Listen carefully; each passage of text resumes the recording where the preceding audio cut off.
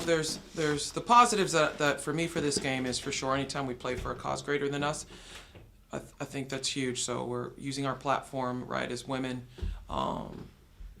It's Black History Month. It's National Girls Women's Sports Day today, which is super special. The athletes will tell you, I talked to them a lot about that, about how they've had this opportunity as elite athletes at this level, especially at the Division I level. And then it's breast cancer awareness. So just understanding all that, seeing the fans in the stands was really important. I felt really good going to this game today. I know our team understands that our Achilles heel has been turnovers, and that was the game. Again, that was turnovers. We only had 7.5. It was back and forth. I mean, I could go to a couple plays, but I don't like it from the standpoint it's a time to celebrate another student athlete hitting her 1,000th point mark, and then our younger student athlete who just had a real good breakout game for her, really showing the full range of what she's capable of doing and feeling good and confident out there. It's tough when it falls on a loss, especially a close one. The close ones hurt. And for me, it's gonna be a broken record, but we're trying different things within practice, right? It's turnovers, y'all. It's turnovers. That's exactly what it is. I know this is coming off of a loss, but what does it mean? Being able to surpass that with the LC career mark in points. It meant a lot to me. It's something that I wanted to do when I came here. I knew I had a certain amount of number left. But my main thing, although I did want to score 1,000, that was one of my goals this year, I'm more focused on winning. And so, yeah, it feels good to score that 1,000 point, but I'm also focused more so on winning. Coach, even though we're kind of fresh off of this game, just what's been kind of the main thing of why turnovers have kind of been kind of what you're saying, how has it become an Achilles heel for this team? And how do y'all, I guess, continue to just clean everything up to kind of limit those turnovers? So, like most coaches, one of the things we do is we break down film and watch film, make sure we communicate with them. One of the areas that our team has struggled adjusting to is the different styles of play will bring a different set of turnovers. So there are certain consistent turnovers we're working on, although I say Destiny did not have a travel today. Clock it. There are certain turnovers that we know that we're struggling with, but then there's others that you'll see there'll be a particular group, right? Whether it be a guard-forward group or be a guard group or a forward group from game to game, depending on how the opponent plays. And so teaching our team to understand within every single scout that the ball security is really important is part of it, Colton. And the other half of it is just, post feeds, pushing in trans. That's the piece I think that we really need to clean up. Because some of it's going to happen, game slippage you're going to have within a scout because the team is different.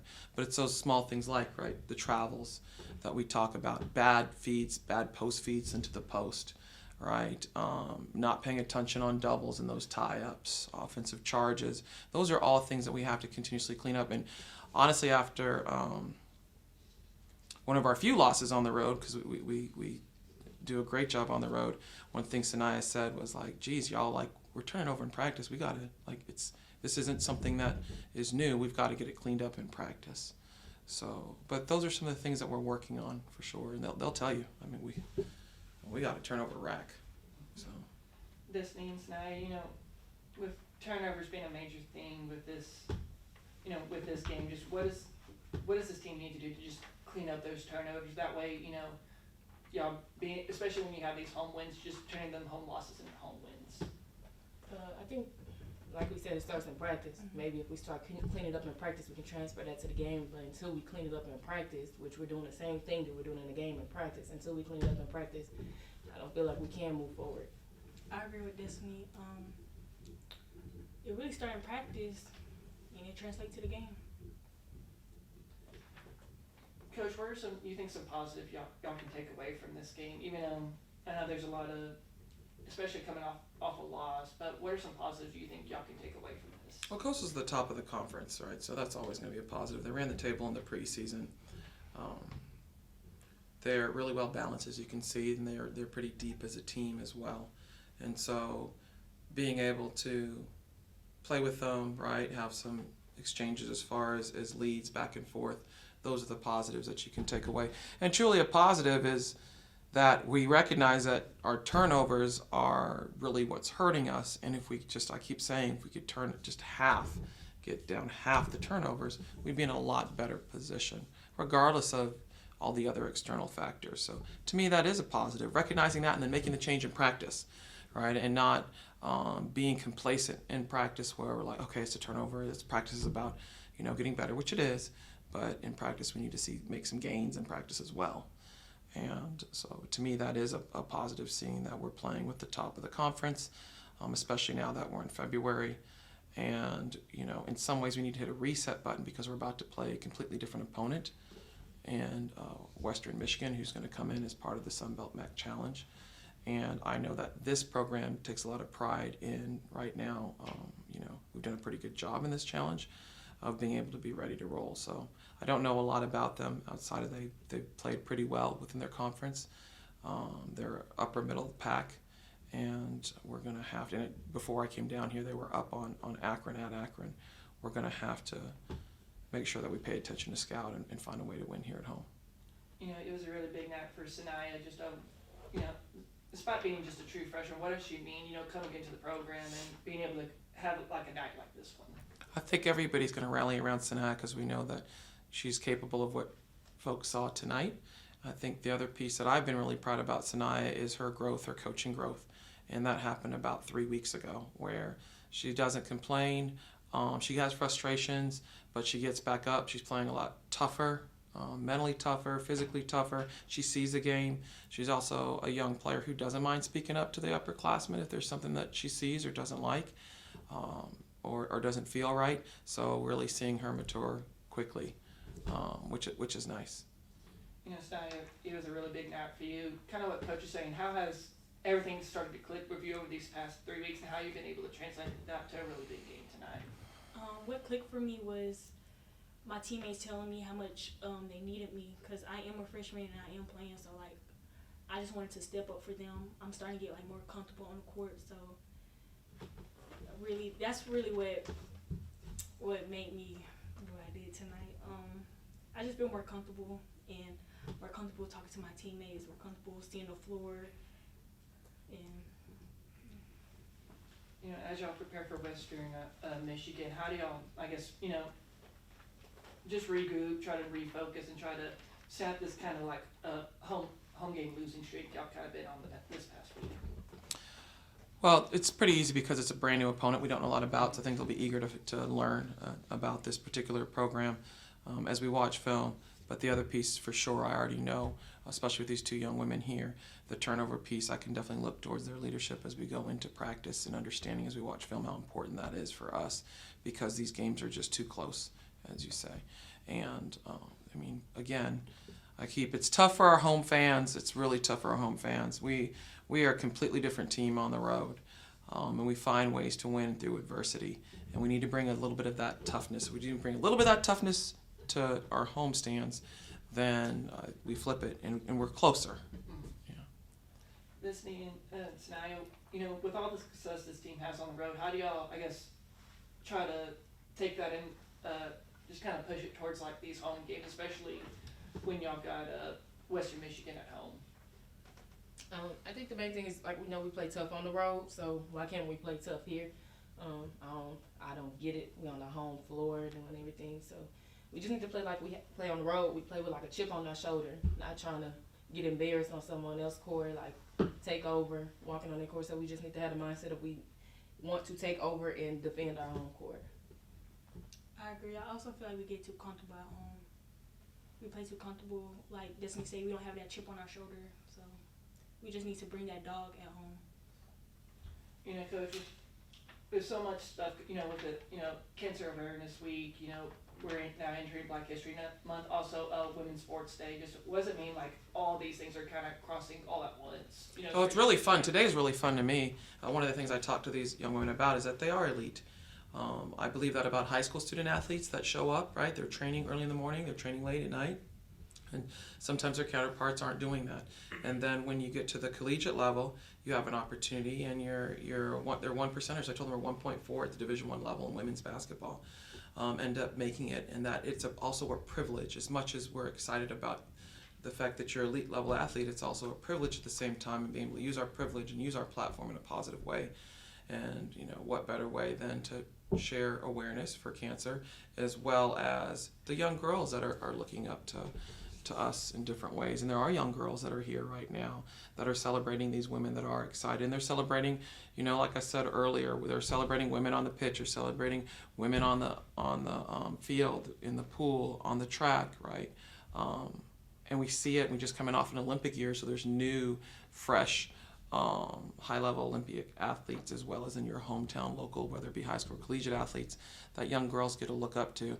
I know as a kid, I was always looking for role modeling, and I think all athletes do, or whatever that field is, right? If you're an artist, right, you are looking and you're hungry to see, hey, how do other people do it, and how can I get there? And you like to see representation. So I think it's just awesome. It's a very special day. I just do not like that we could not put an exclamation mark with the win on this very special day. But it's not going to take away from the fact that these young women are scholarship student athletes that have opportunity, and they worked hard to put them in position to even be here at this press conference. And there's little girls out there watching them, and they're going to see how strong they are. Just things now, what does it mean, playing on a week where, it's not only is it National Girls Sports Day, but also we're going into Black History Month, and it's also breast cancer awareness week. It means a lot. Like you said, Black History Month. We have a lot of Black athletes on the team. Then we have a lot of Black women on the team, and then like Coach Jay had cancer, so it's very important to us. Like we said, like we were a bunch of 1%ers coming out of high school, so that means a lot. But then also playing for Coach Jay and everybody else during this month. Yes, I played for Coach Jay today, so I'm really proud of myself for the performance I put for her since she survived cancer.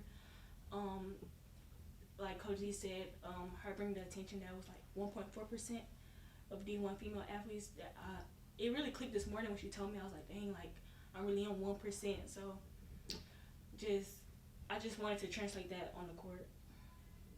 Coach Lee, what does it mean to have someone like Coach Jay, someone who's like, one of the very few lucky people to survive cancer, being able to, be here with us today? What does it mean, to have her as an assistant coach, still pushing these young women to be better and all of that stuff? Coach Jay's story is phenomenal for people that don't know it. When you've covered it before, people have covered it, they need to take a look at socials. But to have juvenile cancer to be stage 4 as a child, I can't imagine if my own children had it, or if I had it, to be able to survive that. And then go on to play collegiate basketball and have to leave the state because it was only Division I scholarship, and then now be one of the all-time 50 top athletes in the MEAC conference and go to the NCAA tournament and take your team there. I mean, if that isn't toughness, I don't know what is. So like Sanaya said, if you can't look to your coach every day and say, damn, like, how did you do it? I want to be like you and listen, then, I mean, you must be a lifeless person, because all of us have been touched at some level by someone who's had cancer or has had the odds stacked against them. And when you see people thrive, that's exciting, because as much as they suffered, it's really awesome to see how they've thrived, and that can really build into us. Coach, I know it's kind of easy to focus on the negatives, but some real positives I saw is that y'all did really get on those outlet passes whenever y'all inbounding. So how does it feel to see those kind of plays where y'all practice all over in practice actually go during the game? There were so many positives today. You're right. You don't want to focus on the negatives. And truly, the biggest, it's not even elephant anymore. I feel like everyone knows. It's turnovers. We got to get that cleaned up. But you see growth, right? You see that Sanaya is getting better. You see, that we're able to break the press now. Once we break the press, we've got to do a better job with the ball. You see that we're rebounding. You see that the leadership is now coming into play. You see that we, despite those injuries that change our rotations, we're starting to see, here's some other areas that we can keep growing in. So I like that. I need it to happen faster in February so we can make a nice run before we hit the tournament. But you're right. They're definitely going to be positives, and we do put positive highlights, right, in the film. We don't just put, oh, you gotta do better at this, stop turning it over, right? But we do put, when we do well, because you need to see yourself do well. And you have to have an understanding, okay, how is this done? When we execute it, what do we look like? And so we put that in our film sessions as well. That's like it's but y'all both kind of mentioned that y'all play with a chip on your shoulder on the road, but what's the way y'all can enforce that while being at home as well? like me personally, I play with chip on my shoulder every time. It's my last year. I really don't have too much time to waste. I know how many games we got left. I know this is my last month guaranteed. So that's me, but I need everyone, all 15 of us, to have that chip on the shoulder. So maybe just getting to my teammates and picking them up and telling them like we gotta get this done. I agree. I feel like everybody just gotta chip in. Everybody gotta want it, and just be a dog at home. That's simple. That's it. Anything else, you guys? Coach, you talked about that growth, in this game. Even though it is a loss, and the turnovers bug kind of struck y'all again. But what does it mean to see you're starting to see growth within this team, even though we're getting later in the season, but being able to see some positive? It's exciting. I'm telling you, Colton, it's exciting because my vision has not changed. We may not be able to get this regular season, but I still plan on. We need a great seed in the tournament. Don't want to have to start at the bottom, have to play 7 games to get it to championship. So every single game matters. But in addition to that, how we make our in-game adjustments, how we're making our changes within practice so we can put ourselves in good positions is going to be really important. So I'm still fired up. I love coaching. I don't necessarily always love challenges, but when challenges are presented, it's really important that we tackle them versus sit back and be little puppies versus dogs. Anything else? All right. I feel like that's a great note to end it on, Coach. All right, thank you. Thank you. Thank you. Y'all have a good night. Speaking of dogs, you need to see pecans.